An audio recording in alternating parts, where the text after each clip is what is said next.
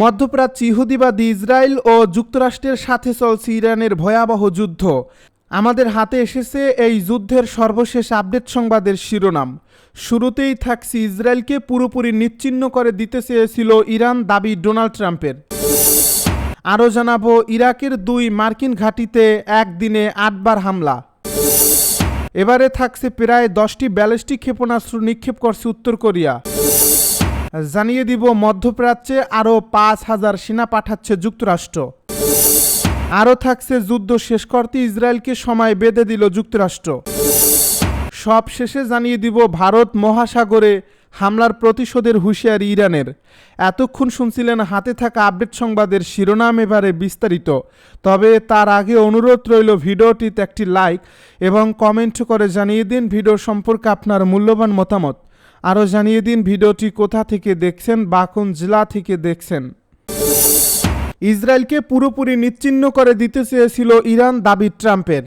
মধ্যপ্রাচ্যের পূর্ণ নিয়ন্ত্রণ গ্রহণ এবং ইসরায়েল রাষ্ট্রকে মানচিত্র থেকে সম্পূর্ণ মুছে ফেলার যে পরিকল্পনা ইরান করেছিল তা এখন পুরোপুরি নৎসাৎ হয়ে গেছে বলে দাবি করছেন মার্কিন প্রেসিডেন্ট ডোনাল্ড ট্রাম্প। শুক্রবার রাতে এক বার্তায় তিনি বলেন, পুরো মধ্যপ্রাচ্যের নিয়ন্ত্রণ নিতে চেয়েছিল ইরান, একই সঙ্গে ইসরায়েলকে পুরোপুরি নিশ্চিহ্ন করে দিতে চেয়েছিল দেশটি। তেহরানের এই উচ্চবিলাসী পরিকল্পনাগুলো এখন মৃত। প্রেসিডেন্ট ট্রাম্পের এই মন্তব্য এমন এক সময়ে এলো যখন মধ্যপ্রাচ্যে ইরান ও মার্কিন ইসরায়েল জোটের মধ্যে সংঘাত চরম আকার ধারণ করছে। ট্রাম্পের মতেই ইরানের দীর্ঘদিনের সামরিক ও রাজনৈতিক লক্ষ্যগুলো বর্তমানে অকার্যকর হয়ে পড়ছে। মূলত গত 28 ফেব্রুয়ারি থেকে ইরানে যুক্তরাষ্ট্র ও ইসরায়েলের শুরু করা যৌথ সামরিক অভিযানের প্রেক্ষিতে তিনি এই দাবি করেন। ওই শক্তিশালী বিমান হামলায় ইরানের সর্বোচ্চ নেতা আয়াতুল্লাহ আলী খামেনি সহ দেশটির শীর্ষ পর্যায়ের বেশ কয়েকজন গুরুত্বপূর্ণ নেতা নিহত হয়েছেন, যা ইরানের শাসন ব্যবস্থায় বড় ধরনের শূন্যতা তৈরি করছে। চলমান এই সংঘাতের ধারাবাহিকতায় গত শুক্রবারও ইরানের কৌশলগত গুরুত্বপূর্ণ খারক দ্বীপের সামরিক লক্ষ্যবস্তুগুলোতে বিধ্বংসী হামলা চালায় মার্কিন বাহিনী। প্রেসিডেন্ট ট্রাম্প এই অভিযানকে ইতিহাসের অন্যতম শক্তিশালী হামলা হিসেবে বর্ণনা করেছেন। তিনি ইঙ্গিত দিয়েছেন যে ইরানের সামরিক সক্ষমতা, বিশেষ করে তাদের ক্ষেপণাস্ত্র কর্মসূচি ও নৌবাহিনীকে পঙ্গু করে দেওয়াই এই অভিযানের মূল লক্ষ্য। ডোনাল্ড ট্রাম্প আরও জানিয়েছেন, ইরানের মতোই এখন এই পরিকল্পনাগুলো মৃত। তিনি স্পষ্ট করেছেন যে বর্তমান পরিস্থিতির পর তেহরানের পক্ষ পুনরায় আগের অবস্থানে ফিরে আসা প্রায় অসম্ভব। যদিও ইরানের পক্ষ থেকে বিভিন্ন সময়ে হামলার প্রতিক্রিয়া জানানো হয়েছে, তবে মার্কিন প্রশাসনের দাবি অনুযায়ী দেশটির নেতৃত্বের কাঠামোগত ভিত্তি ইতিমধ্যেই দুর্বল হয়ে পড়ছে। উল্লেখ্য, গত কয়েক সপ্তাহ ধরে চলা এই যুদ্ধে ইরানের সামরিক অবকাঠামো এবং পারমাণবিক সক্ষমতা ধ্বংসের লক্ষ্য নিয়ে অপারেশন এপিক ফিউরি পরিচালনা করছে যুক্তরাষ্ট্র ও ইসরায়েল। এর ফলে ওই অঞ্চলের সামগ্রিক ভূ রাজনীতিতে এক ব্যাপক পরিবর্তনের সম্ভাবনা দেখা দিয়েছে। ইরাকের 2 মার্কিন বিমান ঘাঁটিতে একদিনে 8 বারেরও বেশি হামলা। ইরাকের 2 মার্কিন বিমান ঘাঁটিতে 24 ঘন্টায় 8 বার হামলা চালানো হয়েছে। শুক্রবার ভোর থেকে শনিবার ভোর পর্যন্ত এসব হামলা চালায় ইরাকের ইরানপন্থী সশস্ত্র রাজনৈতিক দলগুলোর জোট দ্য ইসলামিক রেজিস্ট্যান্স। শনিবার এক বিবৃতিতে জোটটি জানিয়েছে দেশটির আল হারির এবং আল আসাদ বিমান ঘাঁটিতে ড্রোন ও ক্ষেপণাস্ত্র নিক্ষেপ করছে তাদের যোদ্ধারা। তবে বিবৃতিতে এ বিষয়ে এখন পর্যন্ত বিস্তারিত কিছু বলা হয়নি। এছাড়া 2 বিমান ঘাঁটি কিংবা যুক্তরাষ্ট্রের প্রতিরক্ষা মন্ত্রণালয় থেকেও এ বিষয়ে এখন পর্যন্ত কোনো মন্তব্য পাওয়া যায়নি। মার্কিন বিমান ঘাঁটিগুলোর পাশাপাশি ইরাকে মার্কিন দূতাবাস লক্ষ্য করেও ক্ষেপণাস্ত্র নিক্ষেপ করা হয়েছে বলে জানিয়েছে জোটটি। এতে দূতাবাসের হেলিপ্যাড ধ্বংস হয়েছে বলে জানিয়েছেন ইরাকের নিরাপত্তা কর্মকর্তারা। প্রসঙ্গত, গত 6 থেকে 27 ফেব্রুয়ারি পর্যন্ত তেহরান ও ওয়াশিংটনের মধ্যে পরমাণু প্রকল্প নিয়ে চলা সংলাপ কোনো সমঝোতা ছাড়াই শেষ হয়।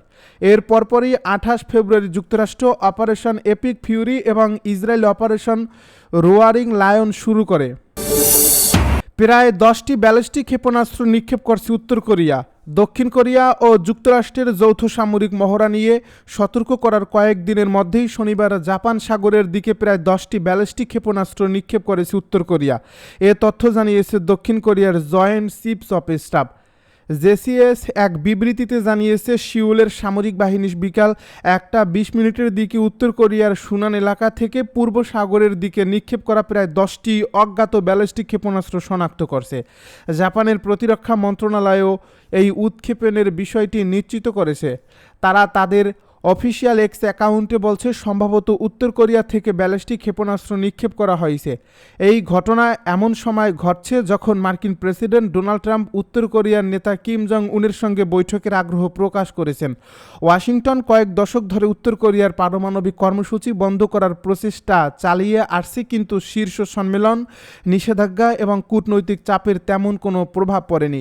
পিয়ংইয়ংয়ের সঙ্গে উচ্চ পর্যায়ের আলোচনা আবার শুরু করতে জোর দিচ্ছে ট্রাম্প প্রশাসন। লক্ষ্য হল এবছর উত্তর কোরিয়ার নেতা কিম জং উনের সঙ্গে একটি সম্ভাব্য শীর্ষ বৈঠক করা, যা ট্রাম্পের এপ্রিলে বেইজিং সফরের সময় হতে পারে। ওয়াশিংটনে ট্রাম্পের সঙ্গে সাক্ষাৎ করা সিউলের কিম মিন শিওক জানান, মার্কিন প্রেসিডেন্ট তাকে বলেছেন কিম জং উনের সঙ্গে বৈঠক ভালো হবে এবং মার্চের শেষের দিকে শুরু হওয়া ট্রাম্পের বেইজিং সফরের সময় এই বৈঠকটি হতে পারে। এর আগে অক্টোবরে রাশিয়া সফরের সময় ডোনাল্ড ট্রাম্প বলেছিলেন তিনি কিম জং উনের সঙ্গে বৈঠকের জন্য শতভাগ প্রস্তুত, তবে সে সময় উত্তর কোরিয়া এ বিষয়ে কোনো প্রতিক্রিয়া দেয়নি।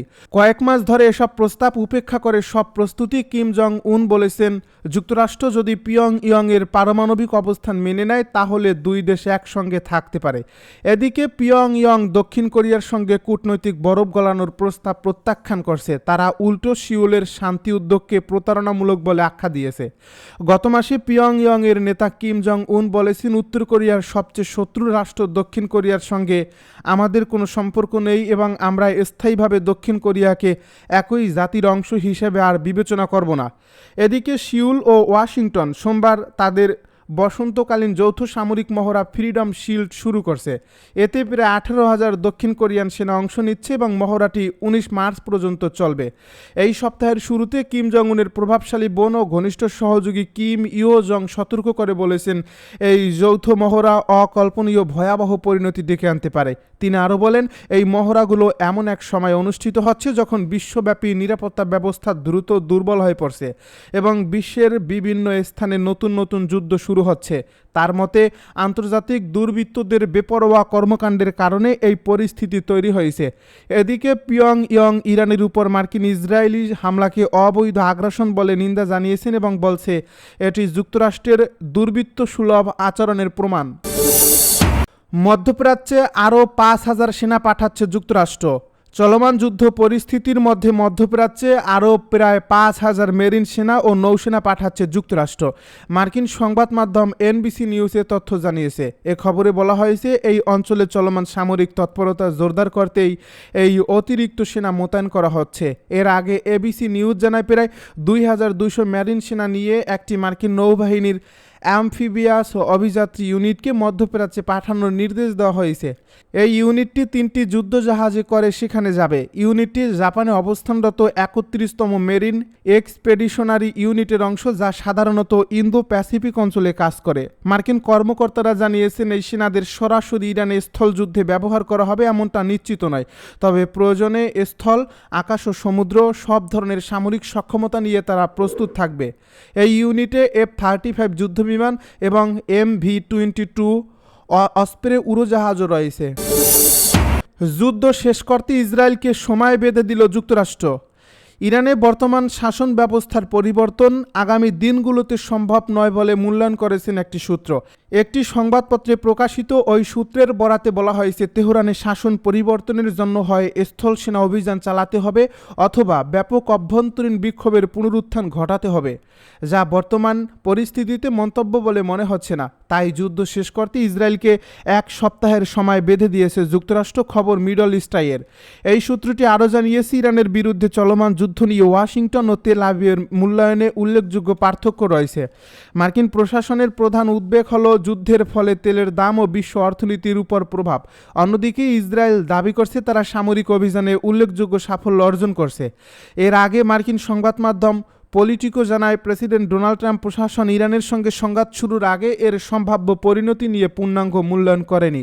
এর ফলে তেলের দামে তাৎক্ষণিক প্রভাব পড়ছে। প্রতিবেদনে অর্থনীতিবিদদের উদ্ধৃতি করে বলা হয়েছে, যুক্তরাষ্ট্রে রেকর্ড পরিমাণ তেল উৎপাদন সত্ত্বেও সংঘাতের কারণে মাত্র 2 সপ্তাহেরও কম সময়ে গ্যাসোলিনের দাম গ্যালন প্রতি 60 সেন্ট বেড়েছে। এই দাম বৃদ্ধি ট্রাম্পের সমৃদ্ধির স্বর্ণযুগ প্রতিশ্রুতির সঙ্গে সরাসরি সাংঘর্ষিক হয়ে দাঁড়িয়েছে এবং মুদ্রাস্ফীতির চাপ বাড়িয়েছে। ভারত মহাসাগরে হামলার প্রতিশোধের হুঁশিয়ারি ইরানের। ভারত মহাসাগরে ইরানের একটি যুদ্ধজাহাজে যুক্তরাষ্ট্রের হামলায় 104 নৌ সদস্য নিহত হওয়ার ঘটনায় কঠোর প্রতিক্রিয়া জানিয়েছেন দেশটির সেনাবাহিনীর প্রধান আমির হাতামি। তিনি বলেছেন, এই হামলার জবাব অবশ্যই দেওয়া হবে। শনিবার আল জাজিরার এক প্রতিবেদনে এই তথ্য জানানো হয়েছে। ইরানের রাষ্ট্রীয় বার্তা সংস্থা IRN এর বরাতে জানানো হয়, ইরানের নতুন যুদ্ধজাহাজগুলোর একটি IRSS দেনা সামরিক মহড়া শেষে দেশে ফেরার পথে হামলার শিকার হয়। আমির হাতামি বলেন, দেনা ডেস্ট্রয়ারের ক্রুরা একটি শান্তিপূর্ণ মিশন শেষ করে দেশে ফিরছিলেন। তারা কোনো সরাসরি যুদ্ধে জড়িত না থাকা অবস্থায় হামলার লক্ষ্যবস্তু হন। তিনি বলেন, দেনার নাম এবং এর ক্রুদের আত্মত্যাগ ইরানের নৌবাহিনীর ইতিহাসে সাহস ও দায়িত্ববোধের প্রতীক হয়ে থাকবে। সেনাবাহিনীর সামুদ্রিক সীমান্ত রক্ষায় আরও দৃঢ়ভাবে কাজ করবে এবং নৌ ক্ষমতা আরও শক্তিশালী করা হবে। ভারত মহাসাগরে মার্কিন সাবমেরিনের টর্পেডো হামলায় নিহত 84 ইরানি নাবিকের মরদেহ দেশে ফেরত পাঠানোর উদ্যোগ নিয়েছে শ্রীলঙ্কা। দেশটির পররাষ্ট্র মন্ত্রণালয় এ তথ্য জানিয়েছে। শুক্রবার আল জাজিরার এক প্রতিবেদনে শ্রীলঙ্কার পররাষ্ট্র মন্ত্রণালয়ের মুখপাত্র থুসারা রদ্রিগোর বরাতে জানানো হয়, ইরান থেকে পাঠানো একটি চার্টার বিমানে করে নিহত নাবিকদের মরদেহ ফেরত নেওয়া হবে। ইরানের দূতাবাসও বিষয়টি নিশ্চিত করছে। গত 4 মার্চ শ্রীলঙ্কার উপকূলের কাছে আন্তর্জাতিক জলসীমায় ইরানের ফ্রিগেট যুদ্ধজাহাজ IRIS দেনা মার্কিন সাবমেরিনের টর্পেডো হামলায় ডুবে যায়। এই ঘটনায় 84 জন নাবিক নিহত হন। শ্রীলঙ্কা নৌবাহিনী দুর্ঘটনার পর 32 জন ইরানি নাবিককে উদ্ধার করে। তারা আপাতত শ্রীলঙ্কাতেই থাকবেন বলে জানিয়েছে রদ্রিগো। এদিকে দেনা ডুবে যাওয়ার একদিন পর আরেকটি ইরানি যুদ্ধজাহাজ RIS বুশেহরকে শ্রীলঙ্কার জলসীমায় প্রবেশের অনুমতি দেওয়া হয়। জাহাজটি এবং এর 219 সদস্যের ক্রুকে নিরাপদে আশ্রয় দিয়েছে শ্রীলঙ্কা।